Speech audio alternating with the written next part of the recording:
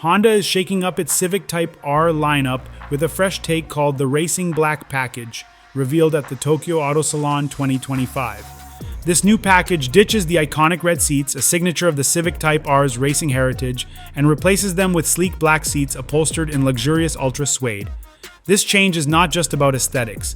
The interior's black ultra suede extends to the dashboard and door panels, creating a cohesive, understated look that emphasizes sophistication. Subtle silver and black pinstripe details accent the air conditioning controls and power window switch panels, adding a modern touch.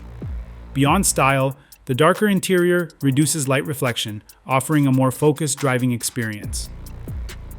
The Racing Black Package also adds practical features such as wireless charging, an auto-dimming rear-view mirror, and exclusive stitching on key interior elements.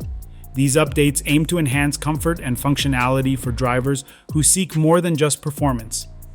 Under the hood, the Civic Type R remains a powerhouse. Powered by a 2-liter turbocharged K20C 1.4-cylinder engine, delivering 315 horsepower and 310 pound-feet of torque, the engine channels power to the front wheels through a 6-speed manual transmission, staying true to its performance roots.